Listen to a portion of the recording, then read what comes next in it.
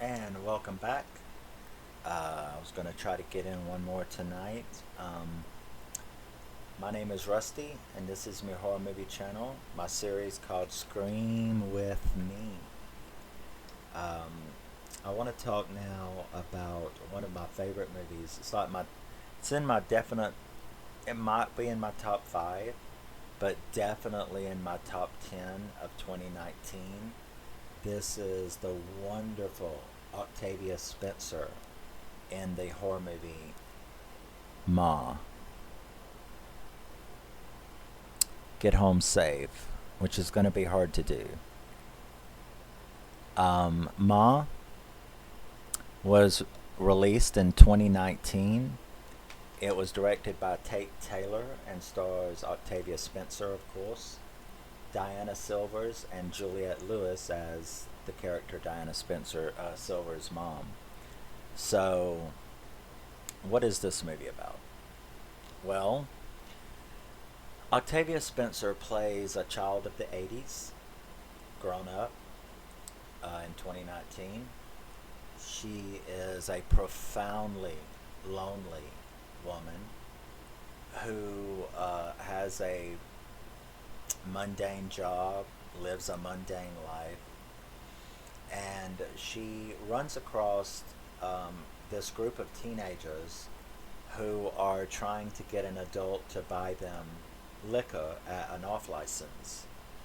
So she catches them doing that, and she comes up and confronts them. It's like, why are you doing that?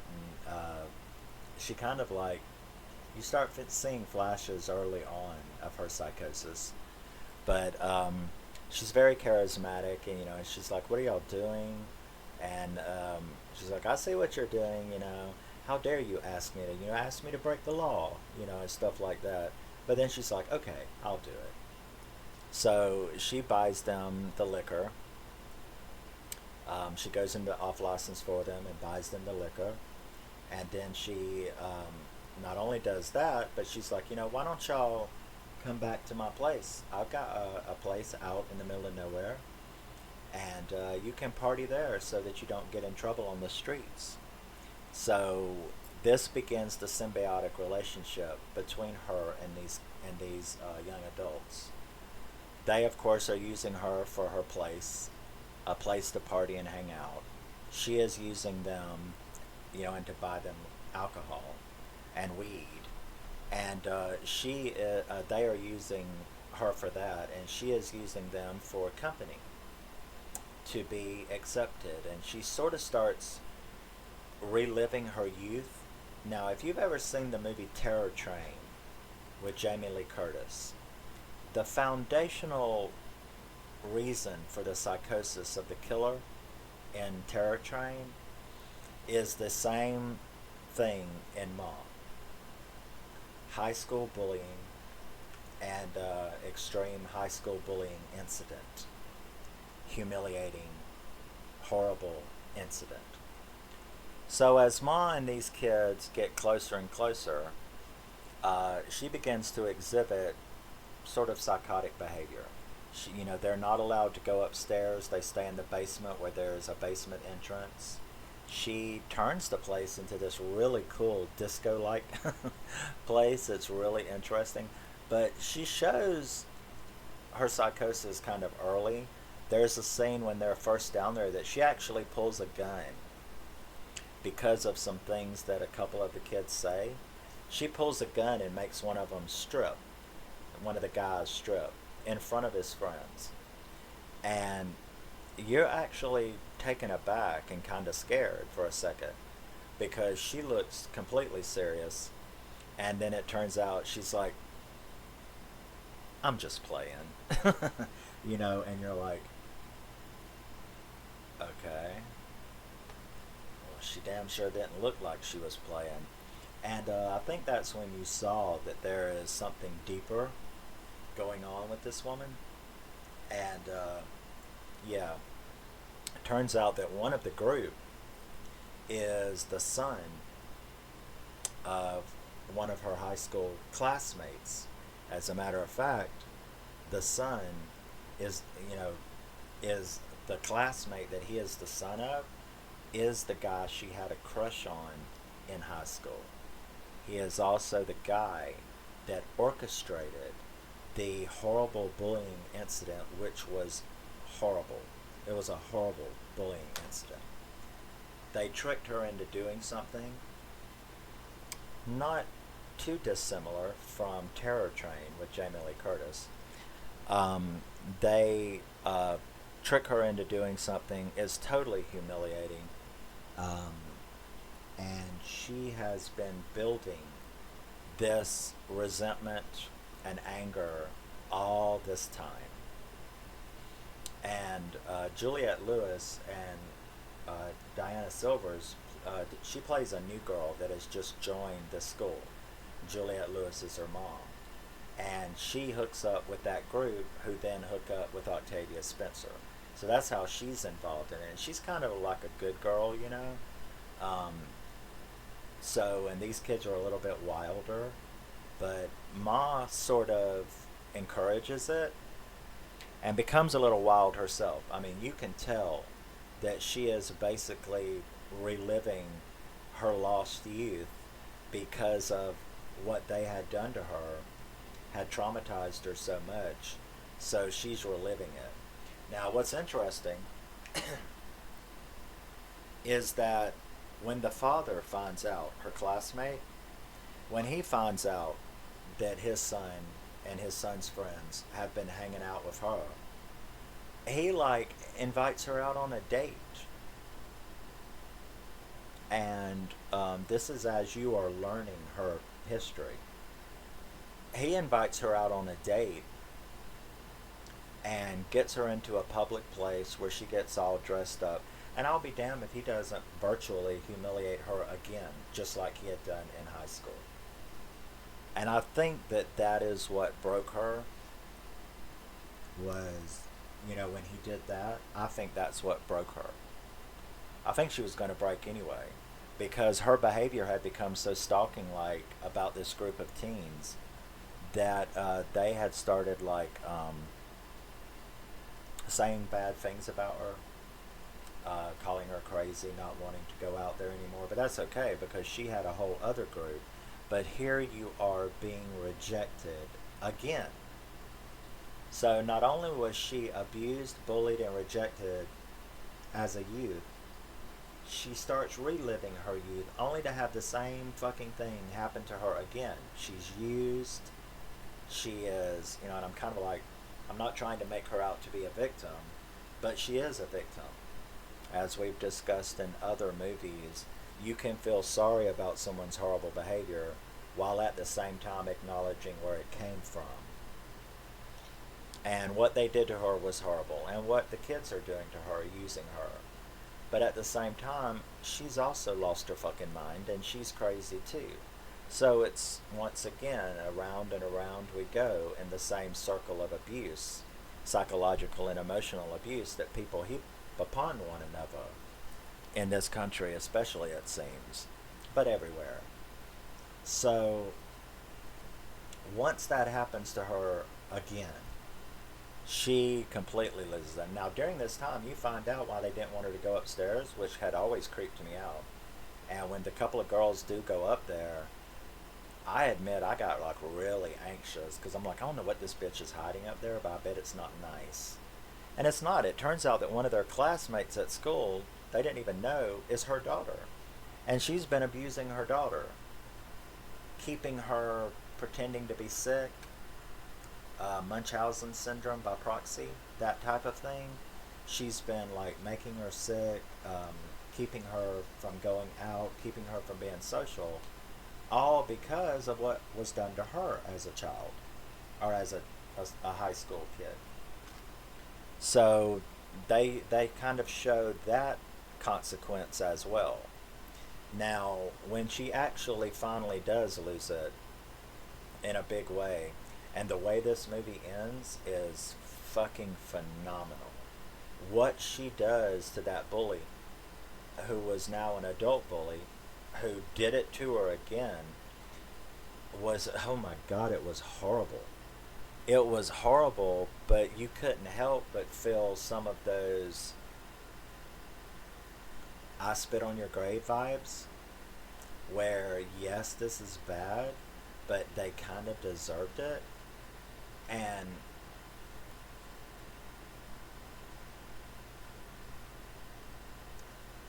I mean, I'm just gonna be straight up. I'm checking my moral compass right now. Uh,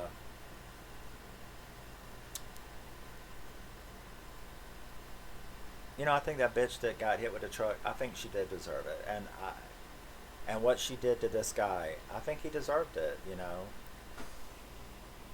I do.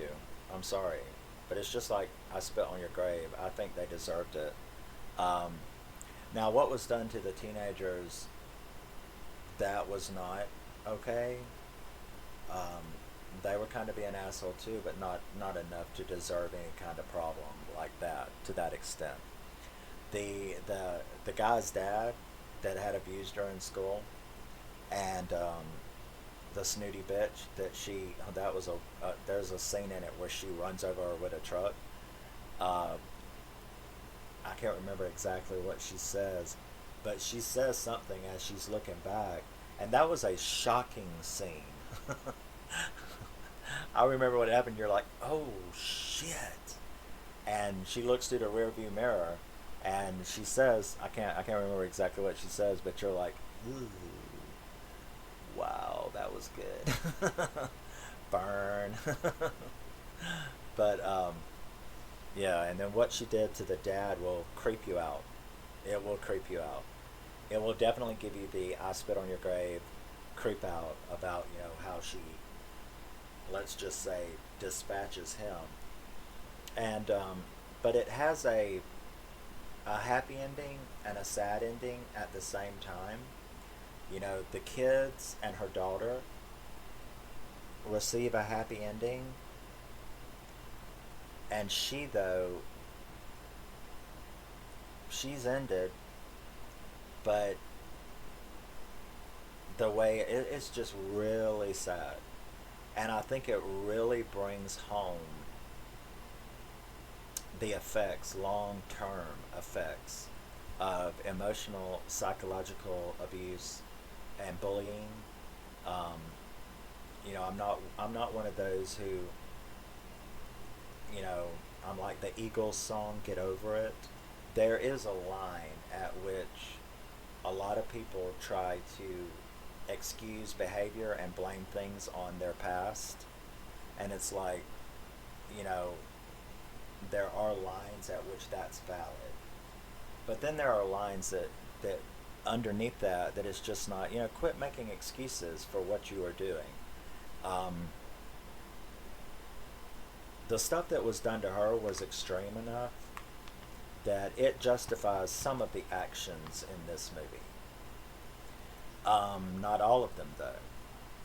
And that's why this is one of those movies at the end where you're just like, you have to think about it, and you have to wonder uh, where your moral compass sits. And the ending is very, very sad on her end. Understandable, but very sad. And they left it open for a sequel in a way that kind of makes you facepalm. Not in a stupid way, but in a really. They leave it open. They leave it open in a really. Oh, I didn't see that coming. Way. So I really wish that they would. I wish that they would do another one. But I think the next one. Here's the problem. If they were to do another one, it would have to take on a different tone, though. She would have to be like Jason Voorhees now. If they were to do a sequel to this, it would have to turn into a straight up slasher or something. Because by the end of this, she had completely lost it and went into Michael Myers, Jason Voorhees mental areas. Um, so if they were to do a sequel, it couldn't be this kind of a psychological, in-depth horror. It would have to turn into a basic, straight-up killer slasher type thing, which would be fine because I think Octavia could do it, as you see. I mean, I knew her from The Help and a movie called Pretty Ugly People was the first time I had ever seen Octavia Spencer. And that movie is a comedy drama about this really large girl who loses weight and becomes like a fashion model looking girl and invites her friends for the last pound celebration, and lots of secrets and stuff comes out, and Octavia Spencer is in that movie. That was the first time I'd ever seen her. I love her. I love her in The Help. I love her as an actress. She is phenomenal. And I was so thrilled to find out that Octavia Spencer was doing a horror movie. And this is definitely a psycho revenge horror movie. And if you haven't seen it, I urge you to watch Ma and tell me your thoughts. You hate it, like it, love it? What did you think about it? I'm trying to read the front through the screen.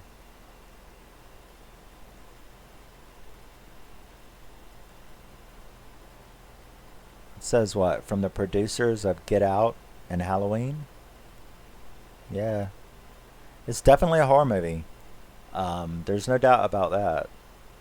But yeah, if you haven't seen it, Octavia Spencer, Juliette Lewis, Diana Silvers, you have got to see it. 2019. You see my nice Blu-ray DVD digital code combo. Yes. Bought it brand new. So if you haven't seen it, check it out. I think you'll like it. And really pay attention. It was filmed fantastically. I told you about the one bit of nudity in it, which is fine with me. You know, I can handle horror movies that just do that once. Um, but yeah, check it out if you haven't seen it. I think you'll like it. I love it. It's like I said, it would definitely be one of the top 5 horror movies of 2019, but it might even be one of the top 5 movies, period. That's mostly what I watch anyway. But it would definitely be one of the top 10 movies of 2019 without a doubt. Probably, I'd have to go and like look at the year and see what other movies were released during that year. But it would definitely be in the top 10, probably even the top 5, is Octavia Spencer 2019 Ma. Check it out if you have not. I think that, and let me know if you have watched it. Let me know what you think of that ending. That was some cold shit. um, there are some very interesting scenes in this movie, and some very interesting uh, themes, themes,